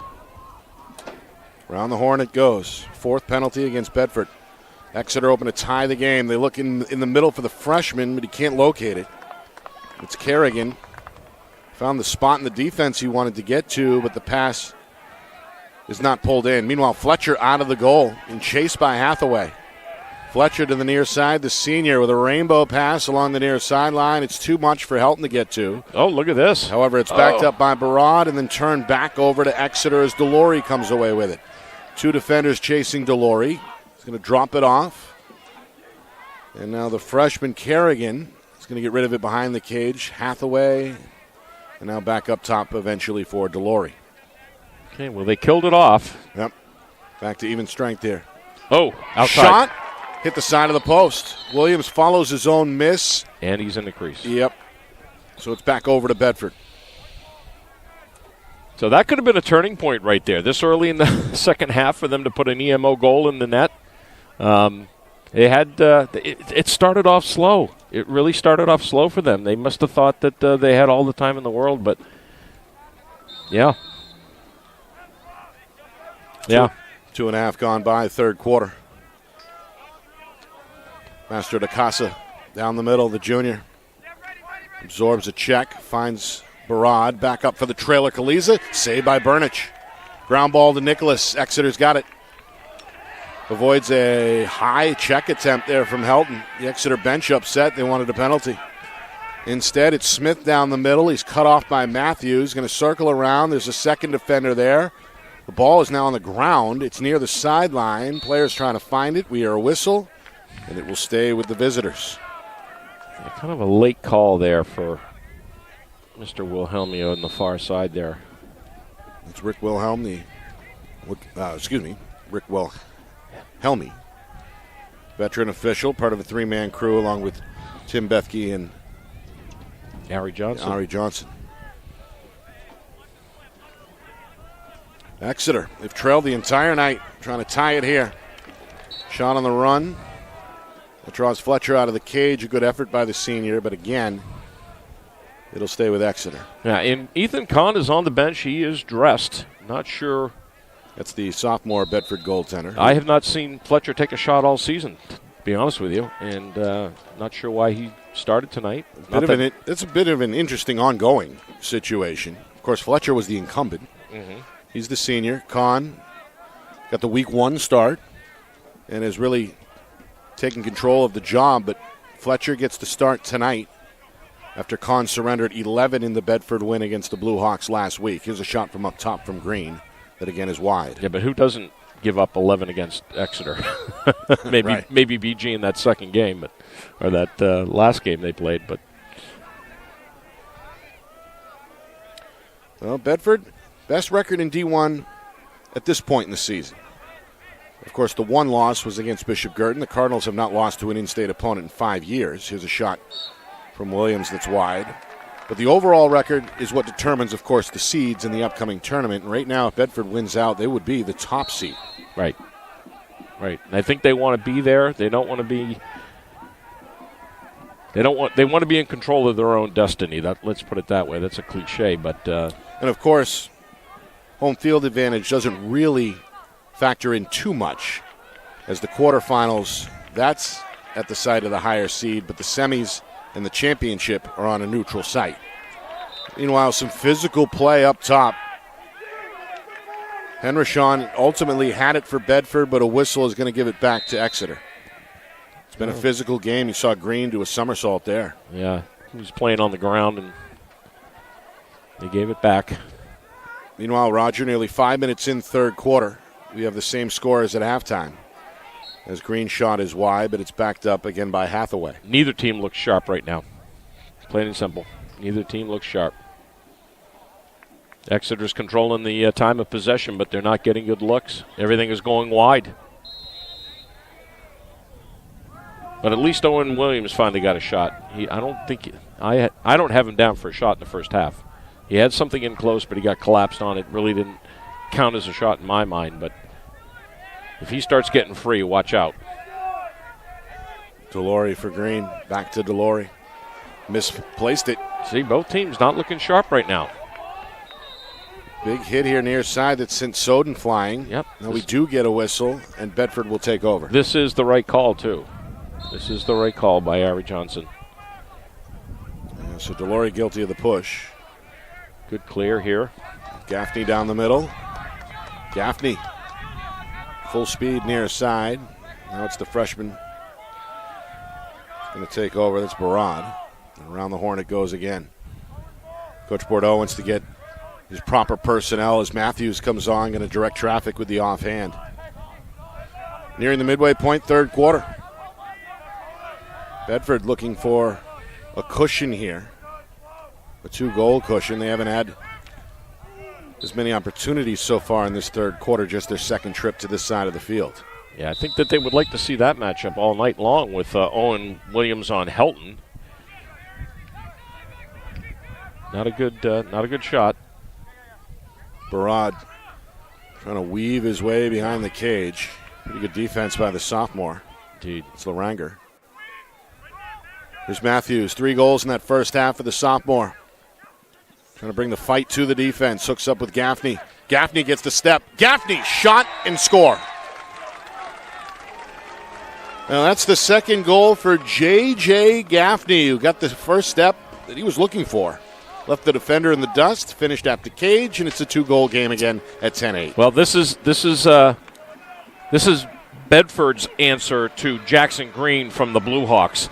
If you're going to cover the 2 top guys on my midfield, let's go to the third guy. This is Gaffney getting his touch as the third midfielder out there, and he takes it right to the rack. Great placement of that shot. And this is what's happening. Determined to make it happen there. Sure. Meanwhile, Riccio thought he had it, thought he was tripped, and now a flag does fly as Coach Bordeaux applauds in approval. He's going to wave it off. Yeah, he's going to pick up the flag now. Good Lord. And I believe just say Bulldog possession. So over the head check. See Gaffney there get by Tanner. This is clean. I love it. Oh, there was a bit trip. Of a trip there, yeah. Loose ball, though. The ball was out. Meanwhile, shot for Purnell won't get through. Neither will Kaliza's rebound attempt. Yeah, 2 block Johnny shots on the spot for Exeter is Matt Wallace, the senior. Now Burnich out of the cage. Going to feather one up the middle. It's picked off by Sheridan. Right back to Kaliza. 1-on-1 at the cage. Shot and score. Well, a big turnover there. The interception by Sheridan that left Kaliza wide open out in front. Burnich got the better of that meeting back in the first half in that same situation. This time Kaliza gets revenge. He gets his second goal of the night, and it's 11-8 Bedford. Well, the normal rule of thumb is you just see Kaliza do a number of head fakes. Any type of dodge, any type of head fakes, that eliminates the assist. I'm still going to give Sheridan an assist on this for being aware enough to pick that thing off at midfield from Burnich and make that play happen. This will get the attack going. A very generous statistician. You know me. I'm very stingy. No, I agree. That was well-deserved by Sheridan. And Bedford now with a 3-goal lead. They matched their largest lead from several points back in that first half. And now Gaffney wants another. Here he comes. This is what brings you the do. Fight right to the defender. Shot there, ended up wide. He knocked down Tyler Bland, the Exeter defender, in the process. Now this is where Gaffney's got to get smart as an elder statesman out there. When you grab a double, that means your 2 guns are open somewhere, and Kaliza was right there next to him on his left, wide open. Off the bounce, Helton collects over to Matthews. Bedford nice. looking to make it a 4-goal game for the first time. Good defense by the Blue Hawks there. I like that. Purnell behind the net, had to leave his feet to reel that one in. Now turns on the gas. Here it is. Comes middle, fires, and scores. He'll drop the left shoulder into Laranger. Bounced off to his right. And then that lightning quick release on display there as Bedford coming alive here late in this third quarter. It's 12-8. Watch Tanner Smith. His back is to the play here. He's the second slide. There's nothing there. 32 should be sliding right here. Had nothing in the back pocket. Tanner's got his back to the play. He should be in a little bit further. But this is what the threat of these midfielders are doing to the rest of the field. 2 back-to-back attack goals here. Yeah.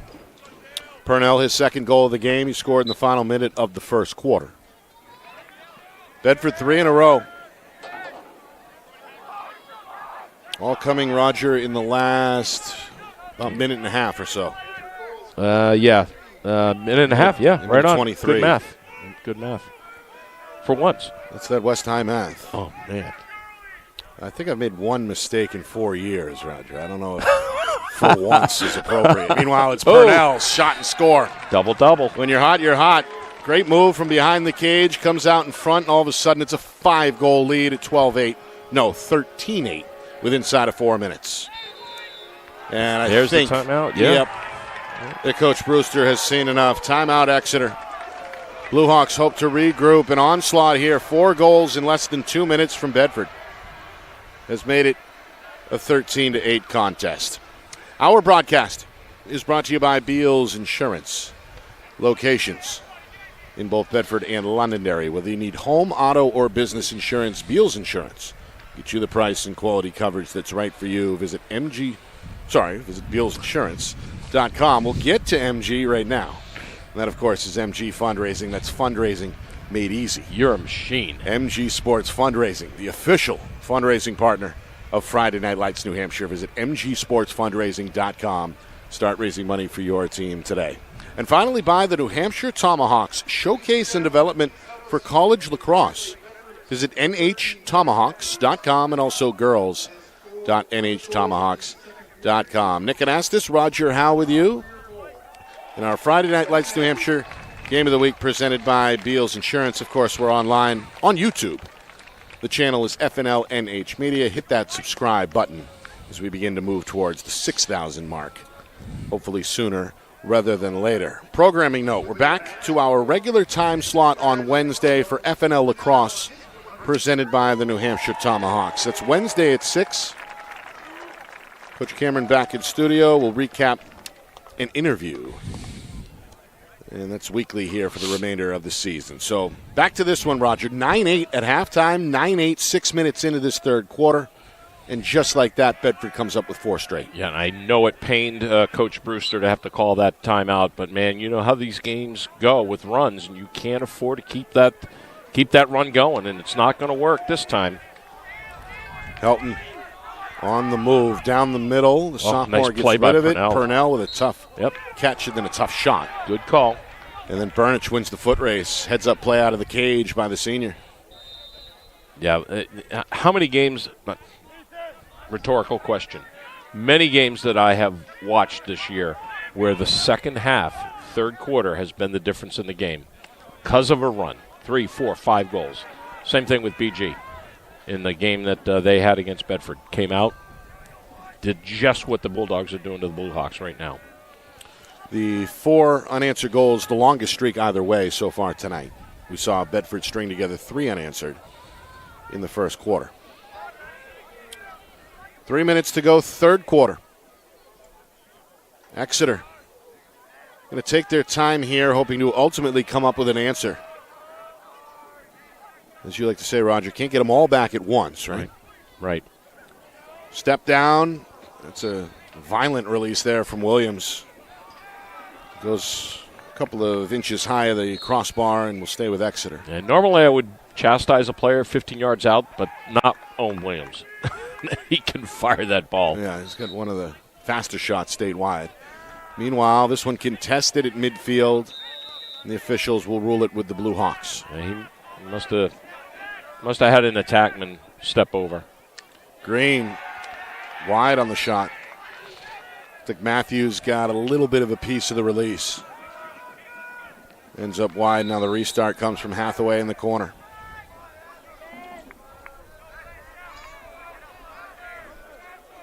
Well, Delory.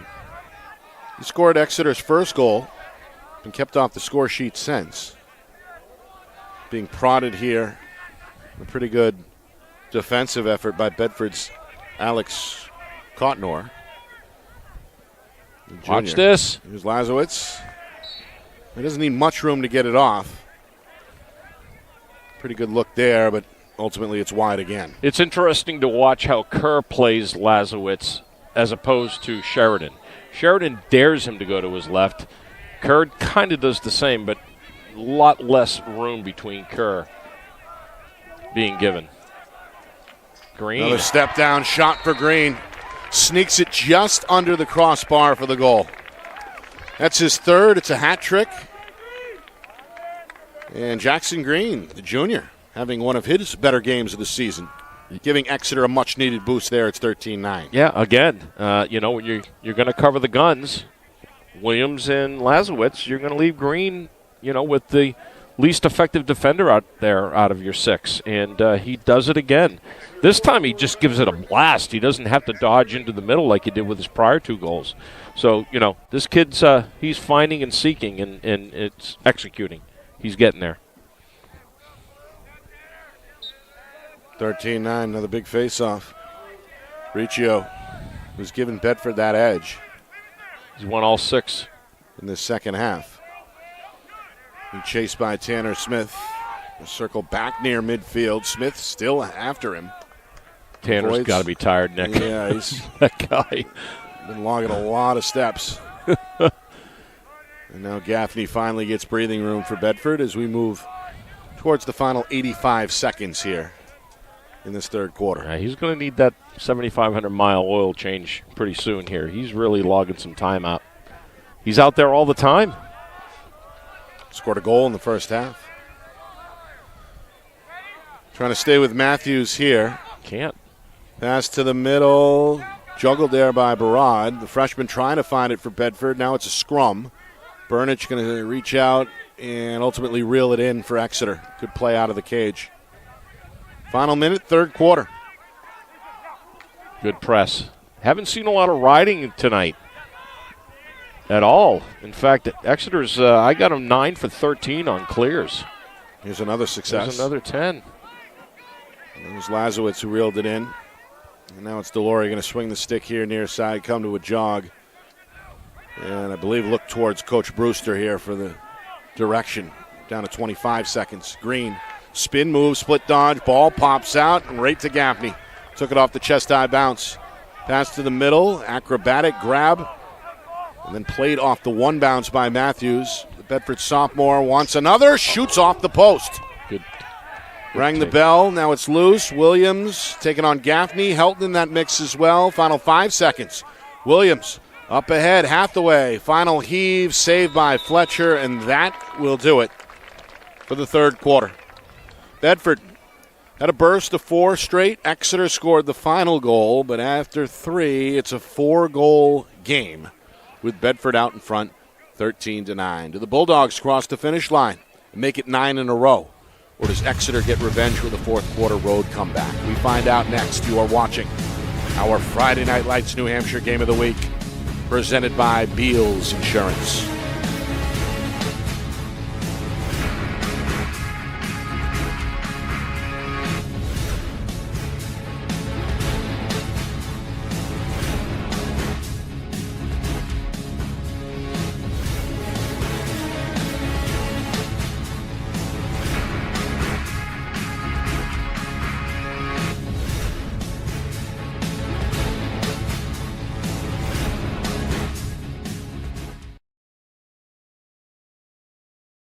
Our broadcast today, as it always is brought to you by Beals Insurance Agency, with locations now in both Bedford and Londonderry. Whether you need home, auto, or business insurance, Beals Insurance will get you both the price and quality coverage that's right for you. Just call 603-471-9999 or visit BealsInsurance.com to request a free quote and start saving money today. Again, that's BealsInsurance.com.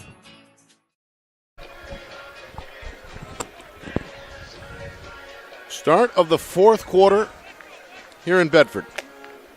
The Bulldogs out in front of Exeter 13-9 in our Friday Night Lights New Hampshire Game of the Week, presented by Beals Insurance. Nick Anastas, Roger Howe with you. Bedford yet to trail here tonight, looking for their 9th straight, hoping to build upon a Division I best 11-1 record. Exeter, meanwhile, after losing a heartbreaker against these Bulldogs 5 nights ago, they're going to have to do it from behind, Roger, if they want to improve to 10-4 on the year.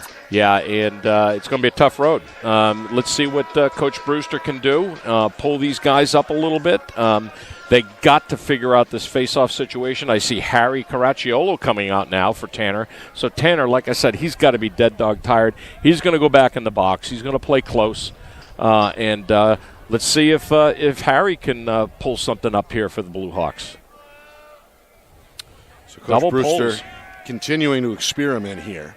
Got to. Yep, with his team trailing by 4. And without Will McElroy, as you mentioned, who has been their top face-off man all year. Oh, that's a Meanwhile, push. A collision, somebody lost a stick. Yep, that's a push. And we get a push. So that's 7 straight. 7 straight since the beginning of the half. And what were the first half totals? We had 14 for Bedford and 5 for Exeter. And that was a combination of 3 guys. That started off with number 40, if you recall, Julian Roggles. Right. Went to Tanner Smith. Oh! Shot and score. It's Matthews.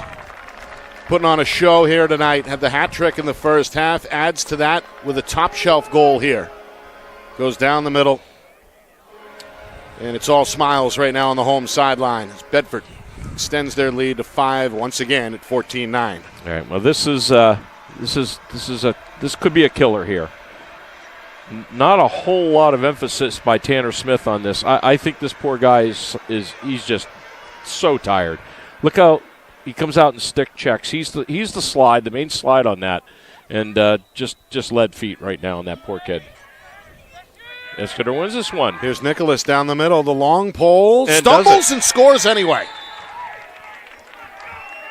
Well, he landed pretty hard on that knee, but he pops right back up. Job well done. His second tonight. And Exeter again refusing to lay down. They come up with a quick answer to make it a 4-goal gap again at 14-10. And like Kevin Sheridan, I am going to give Tanner Smith the assist on this. He wins the faceoff, gets the ground ball, dishes to Nichols, and they put it in. Or Nicholas, that is. Yep. And that was all effort, all guts. Love it. 14-10. 2 goals in the first head. 30 seconds here in the fourth quarter. Riccio took a pretty good spill there. It's been a physical game. And ultimately, it's Exeter who has it and begins to settle in on the attack. Again, Coach Brewster in apparent communication with his senior, Evan Delory. Well, Riccio had possession on that, but I'm not going to give him the faceoff win because he should have kept on that ball, and Exeter jumped right on him. So give the possession to Exeter. They win 2 in a row. Minute gone by, fourth quarter. Just about full dark here in Bedford. It's been a fun atmosphere, as it always is. Here at Bulldog Stadium, a lot of youngsters. Some of the youngsters showcase their skills at halftime. And everybody, by and large, is stuck around. As usual, there's a large student section here as well. And I'm going to tell you, there's a lot of alumni parents here. Parents that experienced that run, and they're interested to see what these Bulldogs are all about this year. Well, they're having their best season, perhaps in program history. Yeah. At least so far in this regular season that still has 2 weeks remaining. Yeah. Definitely about a half a dozen parents here that were here back in the day. Don't have kids in the program right now. Lazowitz hits the reset button, and here he comes. Going to take on Sheridan. Nice. Shot. Ooh. Courtnoir on the switch was in front of that shot, and it sailed over his head and ultimately ends up out of bounds on the opposite side. Oh, he was looking at that corner on the weak side. 2 minutes in, fourth quarter. Exeter needs a goal. It's Green. Get the lift. Kerr, the defender, coming out to challenge. Lazowitz now is given room by Sheridan. So who's on Owen? Here's Delory. Reverse it again. Shot. Lazowitz hits the post. You could hear it from up here. Mm-hmm. It's the shot they wanted, but just an inch or so off. Hathaway has played well tonight. Going to circle around, go low, but not happening. Fletcher's there. Good play. And now Kerr. Oh, push. Going to give a little bit of a shove to Green that goes unnoticed. Ultimately, it's the senior with the ground ball for Bedford. Finds Soden, his classmate, Great up the middle clear. to another senior. Gaffney pulled it in one-handed. Goes inside the 30. Now Barad's pass is knocked down. Laranger in the mix for Exeter. Barad recovers for Bedford. Now they're going to back up again. So now I think you just do a slow burn here again. You're up by 4. Everybody's a little bit tired here because everyone on the Bedford side is going 2 ways for the most part. Gaffney comes off. They get the other 4th midfielder out there. Mastro de Casa. Back out for Matthews. Helton will take over. Yeah. Bedford in no hurry. Nope. No need. No need to give them any life back at all on transition. Any back-to-back goals here. No need. Smith going to come way out here to try to take it away from Helton. I love this strategy too, Nick. Sophomore goes across the zone. Harad fanned on the shot. Williams backs him up. Make that Matthews. Finds Purnell, who does the rest. Little wraparound shot. Purnell having a night. He's got 4 of his own. And Bedford continuing to open things up. It's 15-10. Again, you know, we talk about this kid all the time now. Bennett Matthews, he would have shot that ball in transition there after getting possession, but he stalls, pulls up short, plants, and finds the attack. That is just incredibly smart lacrosse. And Purnell, as you said, he is having a game tonight. He is finding his spots, getting open. 3 of his 4 have come in this second half. Well, Parker O'Toole back at the X for Bedford. Had it initially, but then it was poked loose. And now Fletcher off the bounce collects. Hathaway couldn't quite reel it in. Bedford now trying to clear. Long pass over the head of Helton. No need. Too much mustard there. It rolls out of play and back over to the Blue Hawks. Yeah, no need. So that's a not a good one. Well, the clock's starting to become a bit of a factor here, nearly 5 minutes in. Bedford's largest lead on the board. Exeter gets a much-needed clear. It's the pull. Caricciolo. I think it's Caracciolo, excuse me. Now Lazowitz takes over for Exeter on the near wing. He's got a man out in front, shot and score. Well, Tyler Bland, the forgotten about man there. He's on the weak side, hiding out. And Lazowitz finds him. And Exeter again showing fight here with 5 minutes gone, 4th quarter, back within 4 at 15-11. Yeah, clearly the forgotten attackman out there. And, again, they force Marshall to his right hand, thinking that he's going to take it to the rack. And good for Marshall. He finds the lazy defender getting down, not covering. And that's is that Helton? I No, believe. I'm sorry, 18. That's Riccio. Yeah, that's Brian Riccio, the junior. He knew it. He put his hands on his head immediately and Did. admitted fault. He'll be full film room fodder for that. You know, Al Green in a crowd. Pass too high.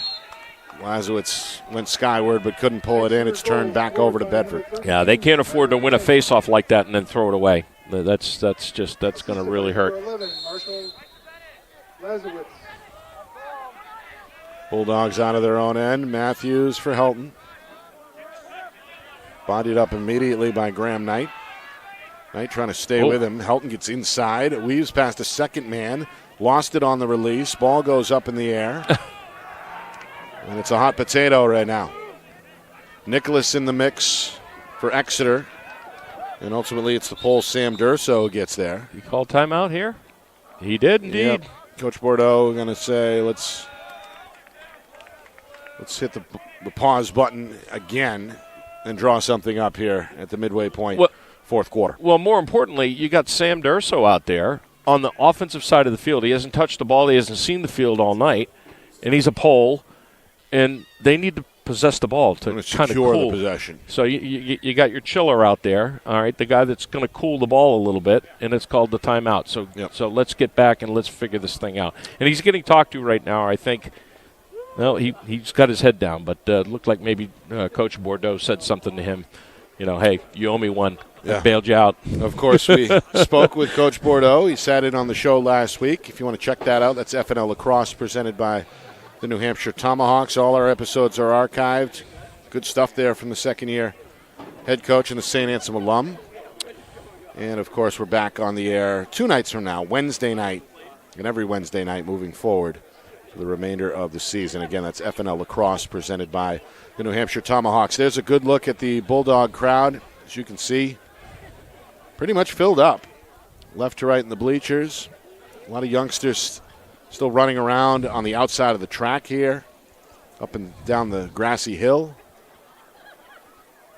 All in all, one of the better places to take in a game here under the lights at Bulldog Stadium. Yeah, always the case. Always see the kids over there to the left playing, rolling around, getting dirty, making mom and dad crazy. Future Bulldogs, perhaps. Yep. Track and field coach Noah Peon getting all kinds of worked up about them jumping on their pads and being in the track field and all that stuff, but all good stuff. All right, out of the timeout, Helton's going to put it in play as Bedford looks to nurse this 4-goal lead. So we come up on the 6-minute mark, fourth quarter. Bulldogs hoping to close the deal on their 9th straight, which would put this club at 12-1 overall. Kaliza comes out to pick. Pass ends up with Matthews, who can't get the shot off. 3 defenders there. I think it was Nicholas who stuffed him. The other way comes Knight. And now it's down the middle for Smith. Was thinking about it. He's waving the wand. Can't get that to go, though. Tough release there on the move with that long pole. He did score in the first half. Yep. Yeah, he's got life. Iron Man. Now he comes off. Take a little break. Now Green, who has played well tonight. He's led Exeter with 3 goals. Going to wait for the personnel to get in place.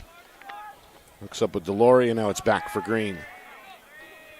Coming up on 5 minutes to go, fourth quarter, excuse me. Here's Delory, lowers the shoulder, fires low. I think Fletcher got a piece. No, I think I got blocked in front. It never made it through. Nope. And now Fletcher will stomp it out. Good job by the senior tonight. Again, has not played much on the season after the sophomore Ethan Kahn has played the majority of the games in net for Bedford, but Fletcher has brought that veteran presence here tonight, and it's been apparent. Yeah, and I'm going to get the post-game scout from the Bedford coaches to find out, we talked about it several times this season about the competition between those two guys. Yeah. And I'm wondering if Fletcher's just looked a little better in recent days since the last Exeter game. Well, it's certainly a good problem to have. Yeah, and maybe even Ethan, got battered up a little bit in the North Andover game over the weekend. So he has risen to the occasion now. I mean, even though he's given up, 11 goals, it's pretty much the norm when you're playing Exeter anyways. We had a shootout in the first half. It was 9-8 Bedford at the break. Still 9-8 midway through the third quarter. And then the burst came at that point. Bedford scored 4 goals in less than 2 minutes. Yeah. And it's been either a 4 or a 5 goal difference ever since. Yeah. So this little break gives Exeter a chance to get Tanner Smith back on the field with Wallace as their defensive group up top. They're going to try and isolate. Well, Helton, in no hurry, gives it up for Purnell, who's been a star tonight for Bedford. Go ahead. No, you go ahead. No, I was going to say, let's watch this play here real quick. Up top, Barad having trouble getting to it. Now it's loose. Williams in the mix. Barad drops a shoulder into Laranger, and that's the difference. The Bedford freshman comes up with it. Finds Matthews twirling. Releases that wild shot. Flies out of bounds, but will stay with the Bulldogs. Now, I think the strategy might be also is just let's dog this as long as we can until we get about to the – yeah, I think so. So Helton steps out of the box. Wait till the 2-minute mark when they call the stall on us. Here Boom. comes Helton. Right to the cage. Had 3 goals in that first half. He's got 4 to his credit now as he scores here with 3.5 to go in the fourth quarter. And again, Bedford pushes the lead up to 5. Yeah, and these guys are just tired. The Blue Hawks are tired. Harry's tired. Caracciolo gets the nod with Helton head-to-head, and that's just not going to work. Even the body size differences, is the advantage there to Helton. But Exeter's just they're running on fumes right now, I think.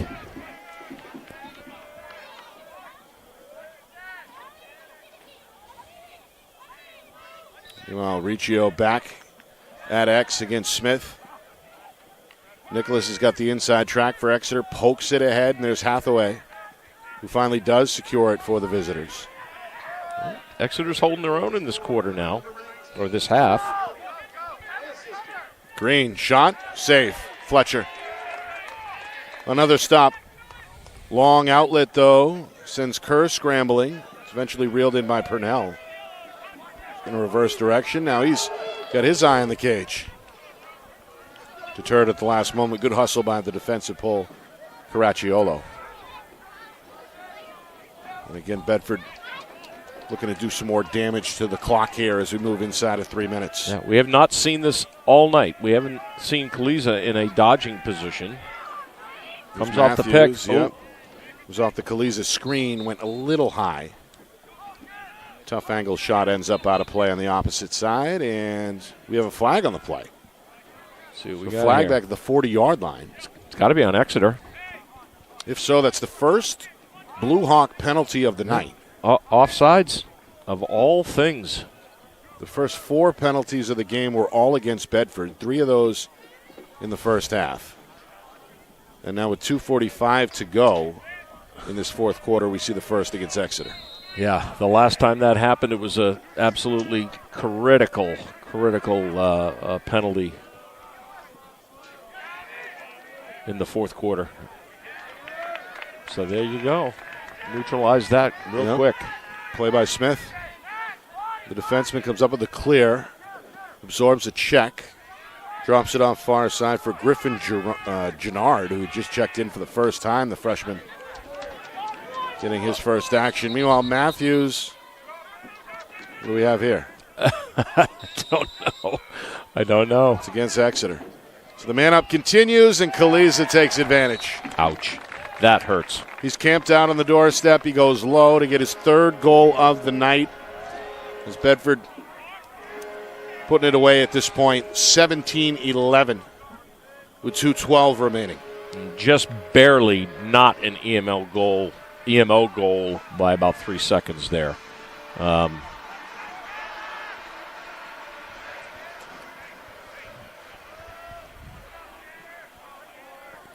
Kaliza with 3 tonight, Helton with 4, Matthews with 4, Purnell with 4. I mean, obviously the 17 total is what it's all about, but if you're Coach Bordeaux, you got to like the fact that you've had contributors really up and down the roster. J.J. Gaffney has scored twice. And of Purnell is having a game. Yeah, he's got 4, and of course the defense they've knuckled up when they've had to, especially in this second half, holding Exeter just 3 goals since the break. Yeah, so they have gotten the attack back in it. That's for sure. Smith goes wide. You've got Kaliza with 3, Purnell with 4. Yep, Matthews with 4, and Helton with 4. And then we haven't called Sam Barad's name out there on attack, but he's played well. He's played well. Lazowitz has played well. Another righty. Yep. Either hand you pick, and Junior is going to deliver. Scored a similar goal from that same spot, and does so here as Exeter again. They're going to play to the final whistle. Yeah. And that one just over the left shoulder of Fletcher to make it 11-12. 17-12. And, as much as I talk in these broadcasts when we do Bedford games about, Matthews' maturation out there as a midfielder, Marshall's done the same thing. To see him do that twice in one game and get that nice hitch move type jump shot in his right hand is nice to see. Riccio, another face-off win for Bedford. Scored one in the first half. Drew the attention of the defense there, but didn't shoot. Did the right thing, pulled it out. Bedford going to work some more clock. We're down to a minute 20. Little keep away now as Gaffney looks to evade Nicholas. Just watch them to run the ball here.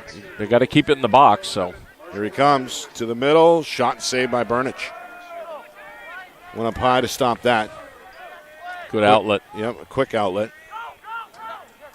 Caracciolo, big hit, ball out. It was a clean hit by Sheridan. Look at this. Matthews up the field. Purnell. It's a 3-on-3. But Kaliza wants no part of it. Going to jog behind the cage here to burn some more clock down to 45 seconds. Yeah, time to build the campfire. Just park it right there. Stay behind goal line as best you can. Coming up after this one, a look back. Full recap, stats, highlights, analysis, out-of-town scores, all the good stuff. Coming up in just a moment here once this one is in the bag. We'll get 25 seconds now. Bedford, another victory. They're going to improve to 12-1. Division I's best record. And a pretty lengthy win streak now as well, as this is going to be their 9th straight. Have a chance to make it 10 in a row when they take on South on the road on Friday. But this one was in wire-to-wire fashion, Roger. The 5-goal gap, impressive. And for the second time in 5 days, they're going to down one of the better programs statewide in Exeter as they do it on their home field here. 17-12 is the final. A team effort and a sweet win in cage for Ian Fletcher as well in his return tonight in a big game for Bedford. Indeed. Certainly held down the fort, and, well, it's nothing but smiles in that Bulldog huddle. For Exeter, they slipped to 9-5. And they'll have to get right back at it on Wednesday night on the road against Londonderry. Coming up, full recap, stats, highlights, analysis, out-of-town scoreboard, and more. 17-12 is the final. You are watching our Friday Night Lights New Hampshire Game of the Week, presented by Beals Insurance. Our broadcast today, as it always is brought to you by Beals Insurance Agency, with locations now in both Bedford and Londonderry. Whether you need home, auto, or business insurance, Beals Insurance will get you both the price and quality coverage that's right for you. Just call 603-471-9999 or visit BealsInsurance.com to request a free quote and start saving money today. Again, that's BealsInsurance.com.